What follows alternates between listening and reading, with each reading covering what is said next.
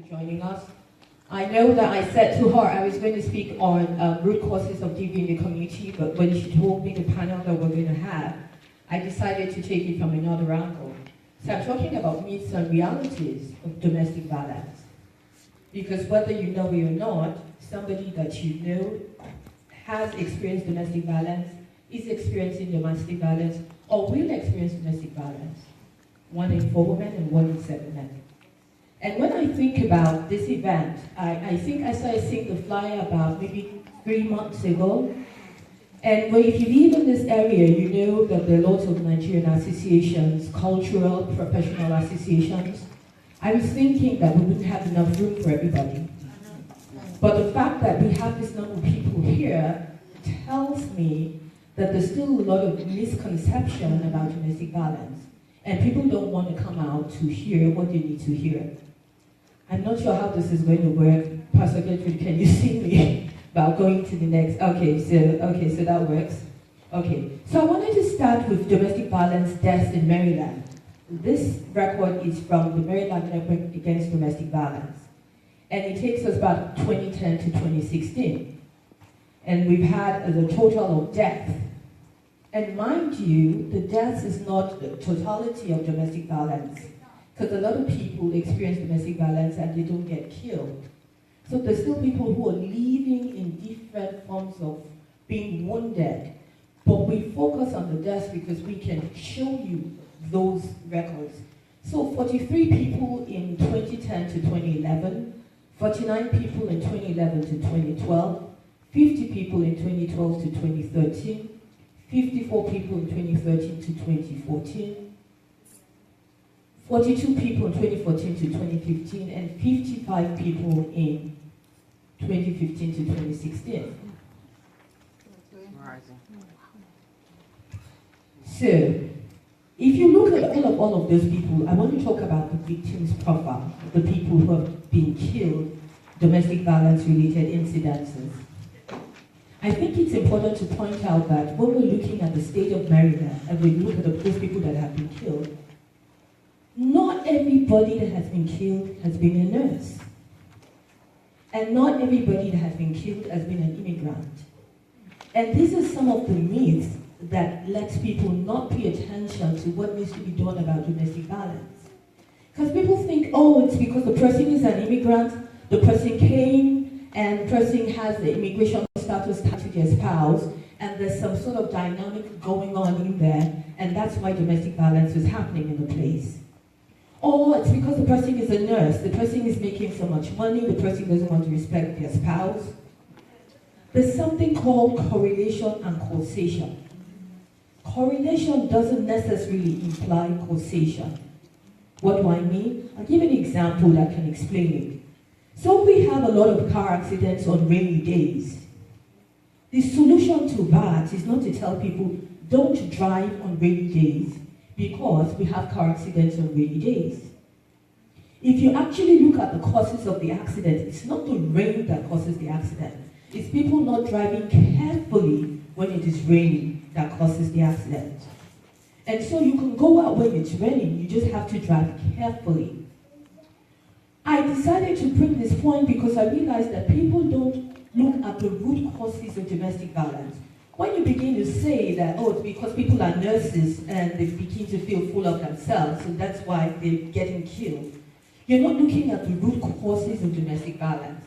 When you begin to look at immigration status and you say it's because the person is new in the country, is tied to their spouse, you're not looking at the root causes of domestic violence. Because when the state of Maryland tells you that 55 people died in 2015 to 2016, please know that those people had people who were born in the US. So it's not a function of whether they came or not.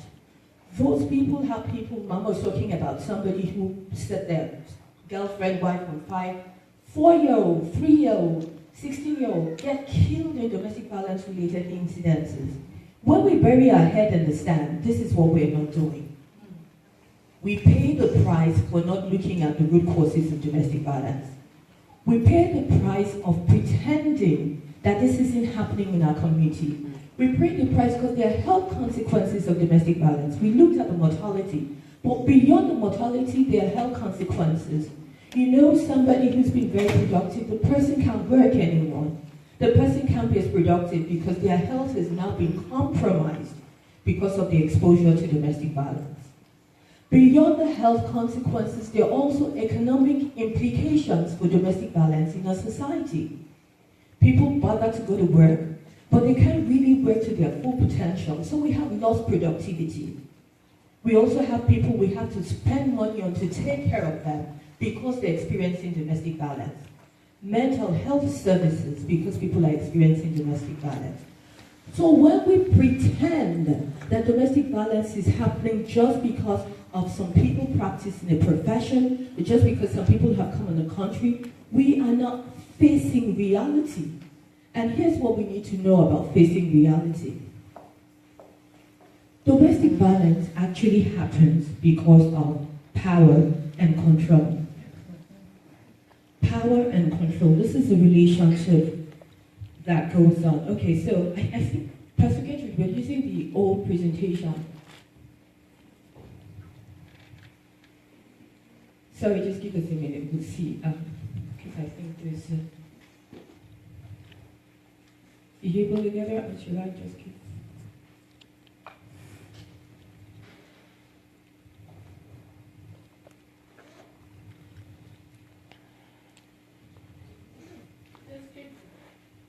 Okay, so if we're on the new presentation, I just told you about the health consequences and what happens when we do not face the reality of domestic violence is that we pay price.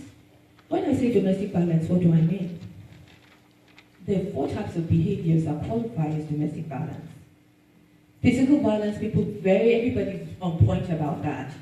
You have a scar, you have a mark, you have something, and people know that, this person is being abused. But the people who even suffer from physical violence and they mask it, you don't know. So they wear long sleeves, they wear sunshades. I know some people like to wear sunshades at night, but really it's not everybody who wears sunshade that really is wearing it because they like to wear it. Sometimes they're just covering something. Physical violence, we know, is a form of domestic violence, yes. There's also sexual violence. Now, some people turn up their eyes when you say sexual violence. Like, but he's my husband, she's my wife. What do you mean? Yes, we know, I'm a believer, so I know that the Bible does say that you shouldn't deny your spouse except in the time of prayer and fasting. But he says you should not that you must not. Okay? And so when we look at things and put things in consequence, I was talking recently and I was talking about the fact that besides, in the time where that scripture was reading, not that the Bible changes, but they didn't have to deal with dementia, they didn't have to deal with I-45, they didn't have to deal with homework. So if your spouse has gone through a lot and your spouse comes and says, not right now, it is abusive for you to insist that, yes, right now. Your spouse has a right to say, not right now. Sexual violence is a form of intimate partner violence. Psychological abuse is totally a form of violence that people don't see and people don't talk about. But we have found women who experience domestic violence come and suffer from post-traumatic stress disorder. Now, if you've heard about post-traumatic stress disorder, you're most probably used to hearing about it concerning people who've gone to war.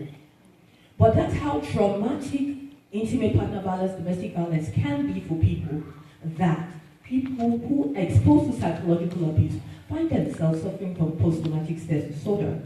Stalking is another form of domestic violence, intimate partner violence. I know you think that person loves you very much, but believe you me, there's really nobody who loves you who needs to know where you are 24/7. Nobody loves you so much that, so did you get on the highway now? So did you get to where you're going now? It's stalking. It's stalking. There's a reason why you came out of your womb by yourself. Even if you're a twin, and the twins in this house, even if you're a twin and the twins in this house, there's a reason why you come out yourself. And so we must look at that. Let's go to the next passage. So these are the forms of domestic violence. Can we go to the next slide, please? Now, some of the reasons why we don't try and address these issues, because people get bent out of shape. They think when you talk about domestic violence, it's an anti-men thing. You don't like men. You don't want to be submissive to the men. But it's not. Domestic violence is not anti-men. Domestic violence is not anti-faith. We're not telling you not to obey scriptures. Domestic violence is not anti-culture. Like, this is how my grandparents did it. This is a no. Domestic violence is not anti-marriage either. We're not trying to break you up. That is not the work of a public health professional. Let's go to the next slide. Next slide, please.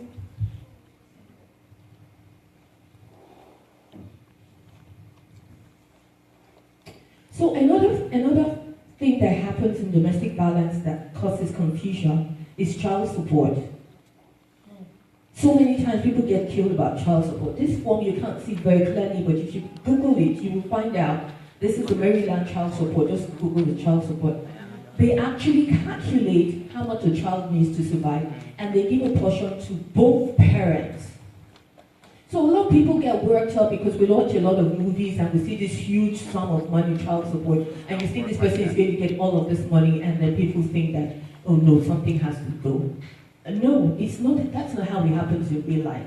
In real life, they take your income and they divide it. So there's no reason for anybody to be killing anybody because of child support.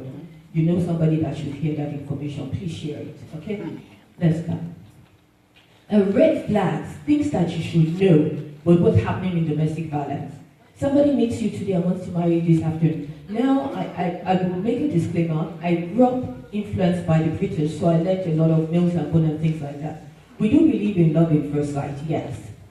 But in these days and age, with what people have gone through, there's a time for getting to know somebody. So if somebody meets you and wants to marry you, like the next minute, there's probably something about them they don't want you to find out. And they want you to have said yes before you find out, okay? They have unrealistic expectations about you. They want to be mean to you, but they expect you to take it in your stride. They want to control you. They are hypersensitive. So why did you say that? Is it because you don't really like me? Oh, so you came late. Is it because you have somebody else you're looking at? Oh, so the food wasn't right today. What did I do? It's like, please, can I have a life, please? So somebody, these are red flags that people need to know about. People say to me all the time, but we didn't know the person was in an abusive relationship. You just were not paying attention. You know somebody who cannot do it. Let me ask my husband, let me ask my wife, let me ask my husband, let me ask my wife.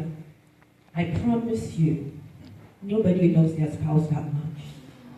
You can make some decisions by yourself. So you find somebody who cannot even make a single decision by themselves. Something is wrong somewhere. You think it's love, but something is wrong somewhere. Okay, you need to pay attention. Let's go. You look at some other behaviors. Isolation. The person can't go anywhere. You know these people, and you know that they could do with the two income in their household, but somebody's not working in the house. Why? Do you know why? Because if I go out, if I'm working, and I tell somebody that, I remember there was a situation where some lady, her husband traveled, and she came and said, please can you, my husband traveled, she forgot to leave the check for the car note, can you help me write a check for a car note? You know, I was like, go ahead. I was like, the last time I checked, I was living in the US. You know, the last time I checked, it was the 21st century. How come your husband goes and you cannot write the check to make the car note? This person isn't working, so you're being kept in isolation because there's no way you'd be working. You would have found somebody to tell you that that's strange. You don't have an account, that's strange. You know, the co-signatory, that's strange. But they keep you in isolation so that you cannot know that what you're experiencing is not what you should be experiencing. And we have all of these things go on in our societies because people don't know. And we have opportunities like this for people to come out and get to know what's going on. People don't come out. My name is Nigerian-American. I'm Executive Director of the Best of Life. It's a non-profit organization. We do health promotions and health awareness like this. Kenny was talking about videos. I started doing these videos like about 6 weeks ago. And what had happened was I was on Facebook and somebody had posted something that the government official had said that the increase in the rates of domestic violence is because women don't know their place and women are running their mouths too much. It's the sort of thing that, it's not the sort of thing that I haven't heard before. but it's the sort of thing that I wouldn't expect to hear from somebody who's in government and who should know. And so I said to myself, I've been working in this field for a couple of years, and I'm feeling very important because we have events and people come, but I realized that not everybody who needs to know actually comes to these events. So I said, you know what, I'm going to put information out there. And that's what I do now. I'm recording videos in domestic violence, and I put it out there for people to learn, to know that domestic violence is not anti-faith, it's not anti-men, it's not anti-marriage, it's not anti-culture. Pretending that it doesn't happen is not going to make it end. We need to educate ourselves. We need to understand what the scripture says. We need to understand the power and control. We need to understand how we can identify domestic violence in our societies. We need to know that we don't have to say, just get up and go. Because when a woman leaves, she's more at risk of being killed. So we need to know, how can we support you to plan your escape? Okay, you don't just get up and leave. You plan your escape so that when you leave, you can leave for good. There's so many things that we need to do, but we can't know it by pretending that it's happening because people are nurses and people are immigrants. It's happening because of issues of power and control. People need to know how to behave, and people know how to respond when they're not very happy with themselves. Thank you very much.